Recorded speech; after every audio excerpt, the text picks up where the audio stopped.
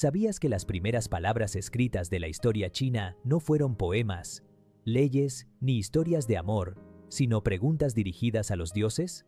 Preguntas grabadas sobre huesos de animales y caparazones de tortuga, que eran luego calentados al fuego para escuchar, entre sus grietas, la respuesta del cielo. Así comienza la historia de una de las civilizaciones más antiguas, misteriosas y poderosas del mundo antiguo, la dinastía Shang. Durante siglos, los textos chinos antiguos hablaban de un reino llamado Shang, una dinastía que habría gobernado hace más de 3000 años en las riberas del río Amarillo. Pero hasta hace poco más de un siglo, nadie sabía si esa historia era real o solo una leyenda. Todo cambió cuando, en la provincia de Henan, unos campesinos encontraron fragmentos de huesos con símbolos extraños. Los vendían como huesos de dragón en las farmacias tradicionales, creyendo que tenían propiedades curativas. Lo que nadie imaginaba era que aquellas inscripciones eran los primeros textos de la escritura china y que pertenecían a una civilización que, durante siglos, había permanecido oculta bajo la tierra. Cuando los arqueólogos comenzaron a excavar el sitio de Jinshu, la última capital de los Shang, descubrieron palacios, templos, tumbas reales y miles de estos huesos grabados. Aquellos hallazgos revelaron la existencia de un estado organizado, con una estructura política compleja, una religión poderosa y un arte que dominaba el fuego y el metal. Por primera vez, el mito se convertía en historia. La dinastía Shang floreció aproximadamente entre los años 1600 y 1046 antes de nuestra era. Gobernó una amplia región del norte de China, con su centro en el valle medio del río Amarillo. En este tiempo, la humanidad china dio un salto monumental, de la tradición oral a la escritura, de las aldeas neolíticas al estado centralizado, del barro al bronce. El rey Shang no era solo un gobernante, era un intermediario entre el mundo de los vivos y el de los espíritus. Su autoridad provenía del cielo y de los antepasados, y sus decisiones estaban guiadas por los oráculos. Antes de emprender una guerra, sembrar una cosecha o realizar un sacrificio, el rey consultaba a los dioses mediante un ritual sagrado. El proceso era meticuloso y solemne. Se tomaba un caparazón de tortuga o un hueso grande de buey. Sobre su superficie, los escribas grababan una pregunta: ¿habrá lluvia mañana? ¿Será buena la cosecha? ¿Venceremos en la batalla? O incluso, ¿nacerá un hijo varón de la reina? Luego, el hueso se colocaba sobre el fuego. Al calentarse, se agrietaba, y el adivino interpretaba las formas de las grietas como la respuesta divina. A veces, se escribía también el resultado final del suceso, creando una especie de archivo profético. De este modo, los Shang crearon el primer sistema de escritura del país, conocido como Jiaguwen, el escrito de hueso y caparazón. De aquellas inscripciones han sobrevivido más de 100.000 fragmentos. En ellos se registran no solo oráculos, sino también nombres de reyes, registros de sacrificios, guerras, eclipses y hasta enfermedades. Es el primer testimonio directo de la voz de los antiguos chinos. Lo más sorprendente es que muchos de los caracteres grabados en esos huesos son los antepasados directos de los signos chinos actuales. Palabras como sol, agua, rey o montaña se escriben casi igual hoy que hace más de 3000 años. La escritura china nació, por tanto, como un lenguaje sagrado. No era un medio de comunicación cotidiano, sino una herramienta para dialogar con el cosmos.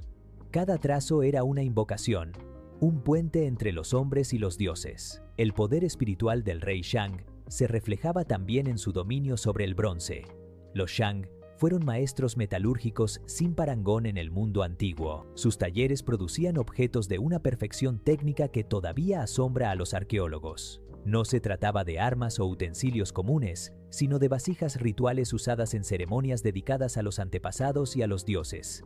El bronce era el metal del poder. Se utilizaba para fundir calderos gigantes llamados ding, copas, campanas, espadas, hachas y máscaras. Cada pieza estaba cuidadosamente decorada con figuras de animales reales y mitológicos: dragones, serpientes, búfalos, aves y sobre todo el Tao Ti, un misterioso monstruo con fauces abiertas y mirada doble. Estas decoraciones no eran simples adornos, eran símbolos del orden cósmico. En las ceremonias, las vasijas se llenaban de vino o alimentos y se ofrecían a los antepasados. Los ritos de bronce eran una forma de mantener la armonía entre el cielo, la tierra y los hombres. Solo el rey podía autorizar la fundición de estas piezas. Controlar el bronce era controlar el ritual, y controlar el ritual era controlar el poder. Así, el metal se convirtió en un lenguaje político y sagrado a la vez. Las tumbas reales descubiertas en Anyang revelan la magnificencia de esta civilización. Una de las más impresionantes es la de la reina Fu Hao, esposa del rey Wuding. Su tumba fue hallada intacta, con más de 700 objetos de jade, bronce y hueso, entre ellos armas, espejos, campanas y figuras ornamentales. Fu Hao no fue una reina pasiva, fue también general y sacerdotisa. Dirigió ejércitos, realizó sacrificios y gozó de una autoridad que desafiaba los límites de su tiempo. Su nombre aparece grabado en los huesos oraculares, y su tumba, 3 milenios después, sigue hablándonos de un poder femenino insólito en la historia antigua. La sociedad Shang estaba organizada en una estructura jerárquica muy definida. En la cúspide se encontraba el rey, seguido de los nobles, los sacerdotes y los guerreros. Debajo estaban los artesanos, los agricultores y los esclavos. Cada clase tenía su función en el equilibrio del Estado. Los campesinos cultivaban mijo, arroz y trigo en las fértiles tierras del río Amarillo. Los artesanos fabricaban armas, carros y objetos rituales. Los escribas registraban los oráculos y las victorias militares. Y en los campos de batalla, los ejércitos del rey se desplazaban en carros tirados por caballos, una innovación que transformó el arte de la guerra en China. La religión Shang era profundamente espiritual y a la vez práctica. Su sistema de creencias se basaba en 3 niveles del universo: los dioses del cielo, los espíritus de los antepasados y el mundo de los vivos. Todos estaban conectados por una red de correspondencias invisibles.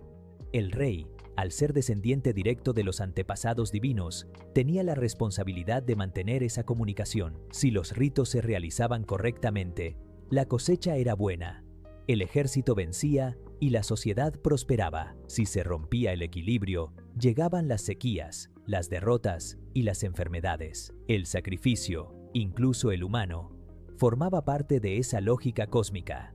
Era una manera de restablecer el orden natural, no un acto de crueldad gratuita. En las tumbas y altares Shang se han hallado restos de víctimas, pero también de animales y ofrendas vegetales que representaban la devolución al cosmos de aquello que la comunidad había recibido. En los bronces rituales y en los huesos oraculares se refleja una visión del mundo donde lo humano y lo divino se entrelazan. El universo era concebido como un ciclo en el que cada ser tenía un lugar. Los reyes no gobernaban por ambición personal, sino porque creían que su mandato provenía del cielo. Esa idea, el vínculo sagrado entre el poder terrenal y la voluntad divina, será retomada y transformada más adelante por la dinastía Zhou, bajo el concepto del mandato del cielo, una de las nociones más duraderas de la filosofía política china. Pero en tiempos de los Shang, el poder aún era más ritual que moral. Los reyes buscaban la aprobación del cielo no por su virtud, sino por su capacidad para realizar los sacrificios correctos y mantener el favor de los espíritus. Su legitimidad dependía de su conexión espiritual y de su habilidad para interpretar las señales del destino. A medida que los siglos avanzaron, el esplendor de la dinastía empezó a declinar. Las guerras internas, los gastos excesivos en ceremonias y la concentración del poder en pocas manos debilitaron al Estado. Finalmente, hacia el año 1040 y 6 antes de nuestra era, un pueblo vecino, los Zhou, derrotó al último rey Shang, Di Xin, en la batalla de Muye. Así terminó una de las civilizaciones más brillantes de la antigüedad, pero su legado perduró durante milenios. De la dinastía Shang heredamos 3 pilares fundamentales de la cultura china: la escritura, el bronce y la religión ancestral. La escritura permitió conservar la memoria y dar forma a la identidad colectiva. El bronce representó la unión entre arte y poder, entre técnica y fe, y la religión ancestral sembró la idea de que el orden del universo depende de la armonía entre los hombres y los dioses. Gracias a ellos, China dejó de ser un conjunto de aldeas para convertirse en una civilización, y lo hizo mirando al cielo. Cuando hoy observamos los caracteres chinos, aún podemos rastrear en ellos el eco de aquellas antiguas preguntas oraculares. Cuando miramos una vasija Shang en un museo, su superficie oscura y brillante refleja no solo el fuego del horno, sino también el fuego del espíritu humano que buscaba comprender su destino.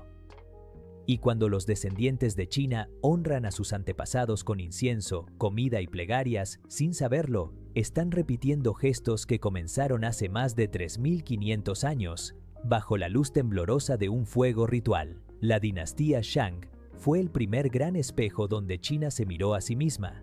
En sus huesos y sus bronces quedó grabado el nacimiento de una idea: que el poder no solo se ejerce, se justifica ante el cielo. Y así, entre grietas ardientes y campanas de bronce, entre dioses invisibles y reyes sacerdotes, la civilización china comenzó a escribir su historia. Si te ha fascinado este viaje al mundo del bronce y los oráculos, suscríbete y acompáñanos en el próximo capítulo, donde descubriremos cómo los Zhou transformaron esta herencia sagrada en una nueva visión del mundo, el mandato del cielo, el principio que marcaría más de 2000 años de historia imperial en China.